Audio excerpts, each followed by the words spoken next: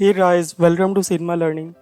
आज हम लोग पढ़ने वाले हैं यार फिजिक्स का चैप्टर 8 मोशन, जिसका पार्ट 2 आज हम लोग पढ़ेंगे। तो एक बार देख लेते हैं यार आज के हमारे कंटेंट्स क्या क्या हैं। तो यार आज का हमारा पहला टॉपिक है uniform motion versus non uniform motion. Second topic है स्पीड एंड एवरेज स्पीड। और थर्ड टॉपिक है यार वेलोसिटी एंड एवरेज वेलोसिटी। और फोर्थ टॉपिक है एक्सेलरेशन। तो चलिए शुरू करते हैं। तो यूनिफॉर्म मोशन क्या होता है guys? When the body travels equal distance in equal intervals of time, then the motion is said to be uniform motion. मतलब कोई भी एक बॉडी है वो इक्वल डिस्टेंस ट्रैवल कर रहा है in equal intervals of time. मतलब अगर वो 8 सेकंड में 10 मीटर चल रहा है तो अगले 8 सेकंड में भी अगर वो 10 मीटर चलता है देन हम बोल सकते हैं कि वो बॉडी है वो यूनिफॉर्म मोशन फॉलो कर रहा है। ओके। और नॉन यूनिफॉर्म क्या होता है? When the body travels unequal distances in equal intervals of time, then the motion is said to be non-uniform motion. मतलब अगर कोई बॉडी है वो अनइक्वल डिस्टेंस ट्रैवल कर रहा है in equal interval of time, मतलब वो 8 सेकंड में कभी 3 मीटर चला, कभी 8 सेकंड में 0 मीटर चला, कभी 8 सेकंड में वो 5 मीटर चल रहा, तो हम बोल सकते हैं कि वो नॉन यूनिफॉर्म मोशन फॉलो कर रहा है। ठीक है।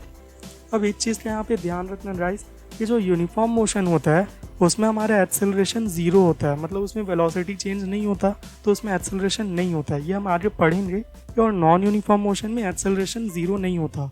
नॉन यूनिफॉर्म मोशन होने के लिए एक्सेलरेशन होना ज़रूरी है। तो हम अपने अगले टॉपिक पे जंप करते हैं यार। हमारा अगला टॉपिक है speed and average speed. The measurement of distance travelled by a body per unit time is called speed. मतलब एक बॉडी है वो जितना डिस्टेंस ट्रैवल कर रहा है पर यूनिट टाइम उसे हम बोलते हैं उसका स्पीड। ठीक है। इसका ऐसा यूनिट होता है यार मीटर पर सेकेंड। इसके बाद आता है यार एवरेज स्पीड। तो average speed is required for non uniform motion to describe a one single speed for throughout the motion of the body. मतलब average speed non uniform motion के लिए अप्लाई होता है। मतलब एक पूरी बॉडी है उसका जो थ्रू आउट द मोशन है वो तो हमेशा अपनी वेलोसिटी कम ज़्यादा कर ही रहा होगा, तभी वो नॉन यूनिफॉर्म मोशन में चल रहा है। तो हमें उसके एक थ्रू आउट द मोशन के लिए एक पर्टिकुलर स्पीड स्पेसिफाई करने के लिए हमें एवरेज स्पीड की ज़रूरत पड़ी। तो एवरेज स्पीड का फॉर्मूला क्या होता है यार? एवरेज स्पीड होता है total distance travelled upon total time taken. ठीक है। चलो एक एग्जाम्पल सॉल्व कर देखते हैं, मज़ा आएगा। तो क्वेश्चन है यार कि मन्नू भैया को जाना है वॉशरूम। इनको आई है बड़ी जोर के बीच क्लास में। ठीक है। अब यहाँ पे फॉर एग्जांपल ये मन्नू भैया का क्लासरूम है 9B। मन्नू भैया 9वीं में पढ़ते हैं हमारे, और यहाँ पे है इनका वॉशरूम जहाँ इन्हें जाना है। ठीक है। और हमें गिवन है यार कि इनके क्लासरूम से इनके वॉशरूम की जो डिस्टेंस है वो है 50 मीटर। अब हमें ये बोला गया यार कि मन्नू भैया जब जाते हैं तो उनकी जो स्पीड है वो है 10 मीटर पर सेकेंड। बहुत तेज हो रहा है, बहुत तेज हो रहा है। और जब वॉशरूम से आते हैं तो उनकी स्पीड हो जाती है 2 मीटर पर सेकेंड। अब तुम मुझे ये बताओ कि मन्नू भैया की एवरेज स्पीड क्या है? अब हमने फॉर्मूला तो पढ़ा है यार एवरेज स्पीड का। तो एवरेज स्पीड होता है total distance travelled upon total time taken. तो पहले यहाँ पे हम देखते हैं टोटल डिस्टेंस क्या होगा। टोटल डिस्टेंस हमारा हो जाएगा जाने का डिस्टेंस प्लस आने का distance equals to 50 plus 50 equals to 100 metre. और टोटल टाइम टेकन क्या हो जाएगा? टाइम जाने का प्लस टाइम आने का। ऑलराइट। तो टाइम जाने का क्या रहेगा? डिस्टेंस जाने का अपॉन स्पीड जाने का प्लस डिस्टेंस आने का अपॉन स्पीड आने का। डिस्टेंस जाने का कितना है? 50 मीटर और स्पीड कितना है? 10 प्लस डिस्टेंस आने का कितना है? 50 मीटर और स्पीड कितना है? 2। तो ये क्या हो जाएगा यार? ये हो जाएगा 5 प्लस 25 इक्वल्स टू 30। तो टोटल टाइम क्या हो जाएगा हमारा? यहाँ पे मैं लिखता हूँ टोटल टाइम हो जाएगा हमारा 30 सेकेंड्स।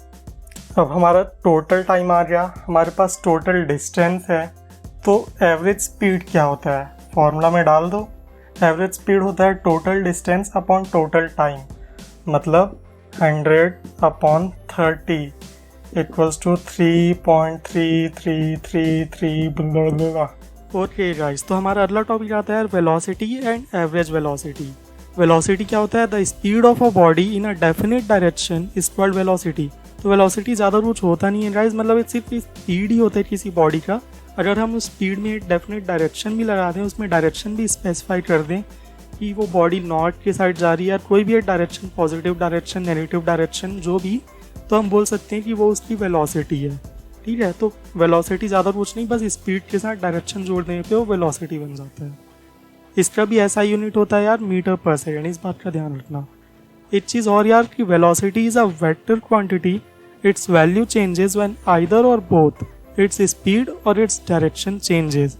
मतलब वेलोसिटी एक वेक्टर क्वांटिटी है यार, और इसकी वैल्यू चेंज हो जाती है जब या तो स्पीड चेंज हो या डायरेक्शन चेंज हो या दोनों चेंज हो। मतलब अगर स्पीड चेंज हो रहा है, डायरेक्शन सेम है, तो भी हम बोल सकते हैं वेलोसिटी चेंज हो रही है।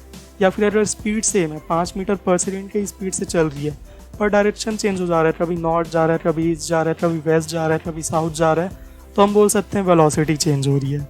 बिल्कुल स्पीड की तरह इसका फॉर्मूला होता है यार for non uniform motion, average velocity equals to total displacement upon total time. और देते हैं for uniform motion, average velocity equals to initial velocity plus final velocity divided by 2। इस बात का ध्यान रखना गाइस, यहाँ पे इनिशियल वेलोसिटी को हम u से डिनोट करते हैं, फाइनल वेलोसिटी को हम लोग v से डिनोट करते हैं। तो एवरेज वेलोसिटी का फॉर्मूला हो जाता है u प्लस वी बाई 2। ये होता है फॉर यूनिफॉर्म मोशन के लिए। इसके बाद हम अगले टॉपिक पे जंप करते हैं, हमारा नेक्स्ट टॉपिक है एक्सेलरेशन। एक्सेलरेशन क्या होता है? The rate of change of velocity with time is called acceleration.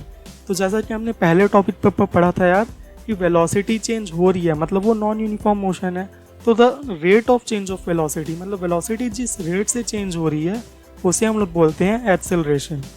ठीक है, एक्सेलरेशन का ऐसा यूनिट होता है मीटर पर सेकेंड स्क्वायर, और एक्सेलरेशन का फॉर्मूला होता है change in velocity upon time. तो जैसे चेंज इन वेलोसिटी हो, मैंने बोला final velocity minus initial velocity divided by time.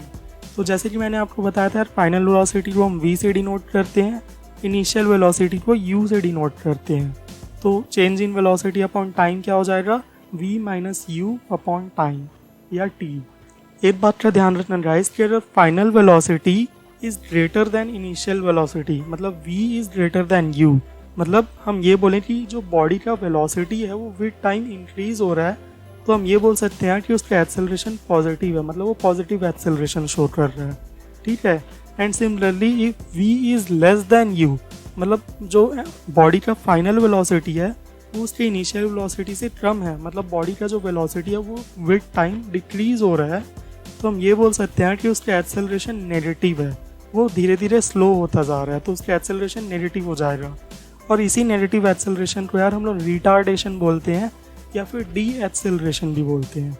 That's all for today's video guys. अगर आपको ये वीडियो पसंद आती है तो प्लीज़ इसे लाइक कीजिएगा, इसे अपने दोस्तों में भी शेयर कीजिएगा, और आपके जो भी डाउट्स हैं, जो भी आपके व्यूज़ हैं, वो प्लीज़ नीचे कमेंट सेक्शन में ज़रूर लिखिएगा। Thank you very much.